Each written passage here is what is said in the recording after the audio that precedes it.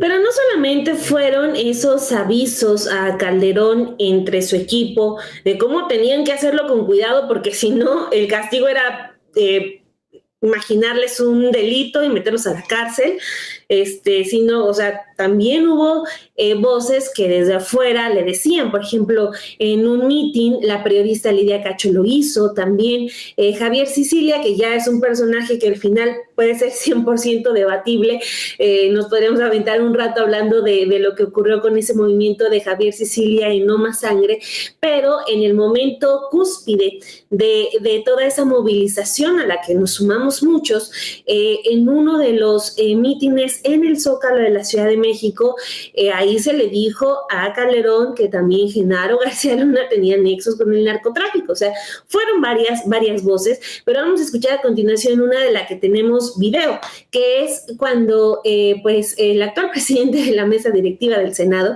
Gerardo Fernández Noroña, pues fue uno de los que más enfrentó a Genaro García Luna, lo hizo de manera constante. Y vamos a ver lo que ocurrió durante una comparecencia de García Luna en 2010. El ahora senador le preguntó sobre cómo había logrado su patrimonio, o sea, porque no solamente las dudas son sobre, o bueno, no las dudas, sino las certezas son sobre su relación con el narcotráfico, sino también lo de su crecimiento patrimonial, su enriquecimiento. Vamos a ver cómo fue esto en 2010. Muchas gracias, diputado presidente. El año pasado, en el Pleno de la Cámara de Diputados, sostuve que eras un asesino. En el año que ha transcurrido, tu carrera criminal se ha incrementado de manera notable, debo reconocerlo. Voy a empezar por lo más sencillo. Dice transparencia que ganas 205,000 pesos, poco más, y con los descuentos quedan 144,331. Seguro hay muchos extras que tienes ahí, legales, otros no, pero sería bueno que nos explicaras cómo haces para tener una casa de 20 millones de pesos que está en Monte Funiar, número 21, fraccionamiento Jardines de la Montaña. Pero no para ahí tu patrimonio, está también este pequeño lugar campestre de 15 millones de pesos en el fraccionamiento Pedregal de las Fuentes de Jiutepec, Morelos. Pero no para ahí tu patrimonio, eres un hombre próspero, y lo que era tu casa, ¿no? Ahora es un restaurante que vale 7.5 millones de pesos, según tú mismo declaraste. Dijiste que habías obtenido un préstamo hipotecario. Entonces sería interesante que nos dijeras cómo se puede hacer de no tener nada, esta primer casa con 7,5 millones y después comprar esta propiedad rural de 15 millones de pesos, que como ustedes ven es bastante extensa, y la de 20 millones de pesos, que tiene mala fachada, pero pues está todavía en proceso de construcción. No es evidente que no es el Partenón de Durazo, no es el negro Durazo, pero tú eres lo más negro que tiene el gobierno de usurpador de Calderón, tampoco tengo duda de ello. A esto se suma una denuncia de Anabel Hernández, periodista Reporte Índigo, que sostiene que tienes a tu hermana Esperanza García Luna con un sueldo de 189,159 pesos, que es un sueldo de subsecretario, es jefa de la Unidad de Policía Cibernética y Delitos contra Menores de la misma dependencia que tú encabezas. Gana casi lo que el gobernador del Banco de México, solo por señalar algunos de los asuntos menores, no son los más graves, porque la que han ustedes llamado guerra contra el narco, que no tiene ningún sustento legal y que ha bañado de sangre el país, hablan de 29,000 muertos. Si consideramos que el número de detenidos que ustedes han logrado, el 80% de ellos han sido liberados, el 80%, podría yo pensar que el 80% de los ejecutados también eran inocentes, como el caso de los alumnos del TEC de Monterrey, que les pusieron armas para denunciarlos como si fueran narcos y que sin embargo tuvieron que reconocer que no lo eran. Y pues está todo lo que le plantea al empleado Blake, que es muy fuerte, que son los retenes que violentan el orden y la garantía constitucional, los asesinatos de civiles. Te pregunto a ti también, ¿cuántos menores hay muertos en retenes militares y retenes de la Policía Federal? ¿Cuántos ciudadanos han sido asesinados en esos retenes? ¿Cuántas detenciones sin orden judicial? ¿Cuántos allanamientos sin orden judicial? ¿Cuántas ejecuciones sin orden judicial? ¿A cuántos de esos que han asesinado no los están haciendo pasar por narcos? Te pregunto también, ¿dónde está Diego Fernández de Ceballos? Tú que eres un investigador tan espectacular y que montas cosas tan impresionantes, ¿cómo es posible que a más de 4 meses no se sepa dónde está un personaje tan importante de la vida política nacional. ¿Qué ha pasado con lo de Torre Cantú? ¿Qué ha pasado con los asesinatos de alcaldes? Hoy uno que fue lapidado, el último, todo el ayuntamiento de Tancítaro había renunciado y resulta que después de esa renuncia el que había aceptado quedarse ahí ha sido lapidado. Del Michoacanazo famoso, de 33 funcionarios a 29 fueron absueltos, de 12 alcaldes 11. El operativo de Godoy Toscano aquí es como operas, lo pones en la mañana para que la prensa lo tome, te lo llevas en la noche a descansar, los pones 2 días después, por eso no agarran nada, además de que son ilegales, además de que son inconstitucionales, además de que violentan la ley. Hay muchísimos elementos más que tengo por aquí. La Secretaría de Seguridad ha incrementado en 242.91% el presupuesto, 242, y no tienes llenadera, todavía quieren casi el 6% más. ¿Qué le haces a ese dinero? 31.802 millones de pesos es lo que han absorbido hasta la fecha, fue el presupuesto solo de 2010, se ha ido incrementando de manera muy notable.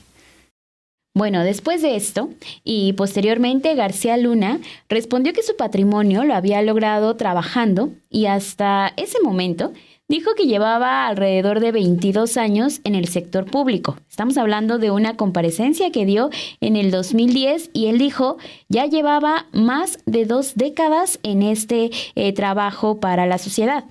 Dijo que él podía demostrar todo lo que había devengado y comprobar también que cada uno de sus casas, de sus coches, de su patrimonio, pues es fruto de su esfuerzo laboral. Esto lo dijo en el 2010. Vamos a escuchar la respuesta que le dio a Gerardo Fernández Noroña.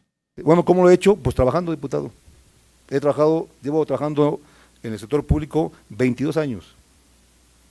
Y está a su disposición lo que he devengado, lo que tengo de deuda hipotecaria con los bancos, lo que trabaja mi esposa hace años. Y estoy trabajando. Y está a su disposición todo el patrimonio con el cual hemos construido para mi familia y reitero, está a su disposición. Si me permite, le muestro a usted de manera personal, durante 22 años, lo que yo he devengado en toda mi carrera profesional, porque esto no obedece a 3 años de carrera. Yo soy funcionario público hace 22 años. Tengo puesto de dirección desde hace casi 15 años. Y le muestro a usted le acredito a usted, mis cheques están a su disposición. Es decir, no obedece a 3 años, son 22 años de carrera, de lo que he vengado en mi carrera profesional. Y está a su disposición los cheques, los recibos, para que ustedes tengan conocimiento de ellos, cada uno de ellos en esa perspectiva. Eso trabajando. Respecto de la parte específica de algunos casos que usted hace referencia, bien, de lo que usted señalaba, yo voy a decirle que en el caso de la Policía Federal, que es mi responsabilidad, ahí he estado y está a su disposición, si hubiera alguna referencia específica de algún delito, por supuesto lo atendemos. Todo lo que ha habido de operaciones directas en torno a la parte criminal es mi convicción y ha sido una perspectiva permanente de vigilar, ya señaló su colega diputado, la perspectiva de derechos humanos. Y eso es un trabajo permanente, sistemático, del cual quiero reiterar que esa es mi convicción y así va a ser en la Policía Federal, y que es una policía profesional, sistemática, lo cual debo asumir. Ha habido errores de operación y algunos de ellos ya he dado cuenta de que se ha puesto a disposición de la Procuraduría casos donde hemos detectado desde una misión misma de operación hasta gente vinculada con una actividad ilícita. Y sin duda es un tema permanente. Y bueno, tras las respuestas, Noroña volvió a cuestionarlo y enlistó los montajes que había hecho para hacer creer que trabajaban en torno a la seguridad de México. O sea, otra vez nos regresamos no solo a los montajes más conocidos, sino a los spots que vimos al inicio de este espacio, porque toda esa parte era parte del sostén de la guerra contra el narcotráfico que Genaro García Luna tenía en sus manos. Entonces le dice que mentía de manera descarada y de una manera sistemática, y añade: los delincuentes como usted gobiernan este país. Ojo, son comentarios del 2010. Vamos a escucharlos. Multimillonarios, como aquí se ha mencionado, con asignaciones directas, sin cumplir los procedimientos administrativos. Pero le pregunté cuántos civiles hay muertos en retenes militares y policíacos, eso no me lo dijo. Esos son parte de los asesinatos de los que usted tiene responsabilidad, de esos asesinatos, de niños inclusive. Le dije que es asesino y claro que lo es. Le dije que es corrupto y ahí están elementos que estamos presentando. Sería ingenuo de mi parte meter una denuncia, porque si usted quisiera hacer algo espectacular, lo que tendría que hacer es detenerse a sí mismo y uno de los criminales más peligrosos del país estaría en la cárcel. Eso sí sería realmente espectacular, mucho más que todos los montajes que ha hecho de las diferentes detenciones. Aquí se ha hecho una relación larga y yo, si tuviera tiempo, le daría uno por uno todos los montajes que ha venido llevando a cabo. Fue en el caso, por ejemplo, del camarógrafo de Televisa, Alejandro Hernández Pacheco, desmentido y está pidiendo asilo político en Estados Unidos porque usted lo presentó como lo que había rescatado y fue absolutamente falso. Los mencionaré solo al vuelo, por el tiempo. El de Guillermo Vélez, donde fue asesinado y la Procuraduría General de la República indemnizó a la familia y reconoció el asesinato cuando fue hecho pasar por secuestrador. Floren Cassés, que es uno de los casos más controvertidos, por decirlo suave. Lorena González Hernández, que sí trabajaba en la dependencia que usted encabeza, del 10 de septiembre del 2008 al 16 de octubre del 2007, cuando fue secuestrado Fernando Martí, del cual fue relacionado. Tengo una larga lista de funcionarios que trabajan con usted y que están vinculados o señalados de vínculos con la delincuencia organizada. Está, por supuesto, el falso operativo de la Barbie, que eso fue un escándalo, lo agarraron por un asunto de tránsito, usted se andaba adornando que había hecho un operativo de inteligencia, no sé cómo, ¿no? El falso secuestro del vuelo 576, por ejemplo, que también fueron cosas que se me fueron quedando en el tintero por el asunto del tiempo. Miente usted de una manera tan descarada, lo hace de manera tan sistemática, es usted de una sevicia y de una perversidad peligrosa para la vida pública del país. Los ciudadanos son tratados como delincuentes y los delincuentes, como usted, gobiernan este país. Y como se lo dijo el diputado Jaime Cárdenas, no van a quedar impunes. ¿Usted cree que por el poder que tiene en este momento, por el control que tiene sobre quien usurpa la presidencia de la República, va a poder seguir gozando esa impunidad? No va a ser así. No vamos a descansar hasta que no pague por los crímenes. Porque aunque me dice que está a mis órdenes y que puedo acudir a la autoridad, si ya quitó al Procurador General de la República anterior, puede quitar a este. O sea, es evidente el poder que tiene dentro de la pandilla que gobierna este país. Es obvio la impunidad con que se maneja. Es clara la ilegalidad y la brutalidad de los métodos que ustedes utilizan, el rompimiento del Estado de Derecho. Todo eso es, ¿cree que la gente no lo ve? ¿Cree que los datos que nos dio los cree alguien? ¿Cree que la gente está espantada de la situación de seguridad del país y que viendo esos datos ya se va a sentir segura?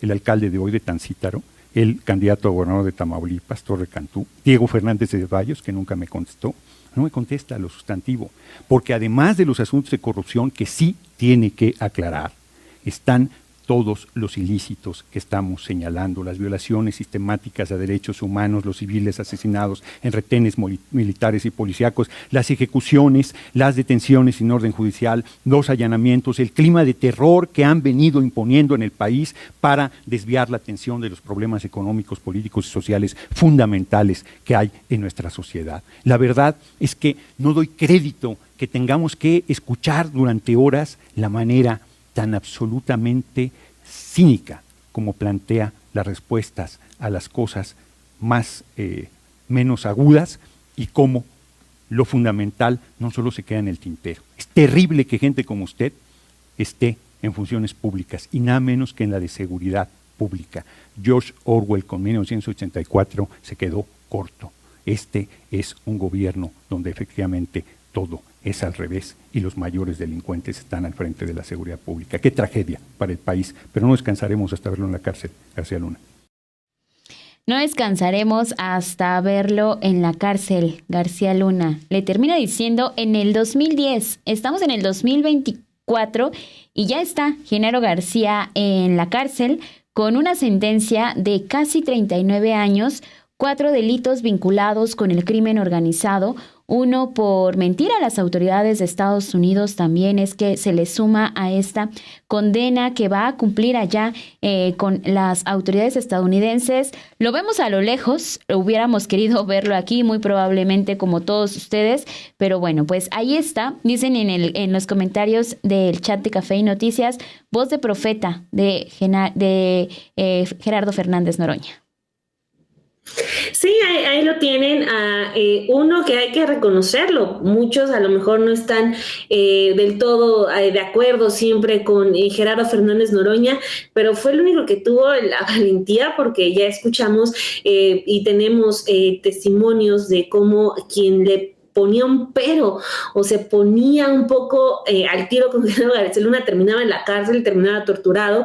Entonces, o sea, esto que acabamos de ver es solamente uno de los episodios en los que Gerardo Fernández Noroña se enfrentó directamente contra Genaro García Luna. Y no solo eso, también es uno de los que inicia a hablar, comienza a hablar en ese momento, cuando, insisto, era muy delicado, del alcoholismo de Felipe Calderón, ¿no? Entonces también él es el que empieza a decir, ahí hay un problema de alcohol, ojo, hay un problema de alcohol que se junta con esto. Cada que Genaro García Luna tenía comparecencia, estaba listo Gerardo Fernández Noroña para hacerle frente. Entonces, pues ahí está una de las tantas voces que pues Felipe Calderón no escuchó.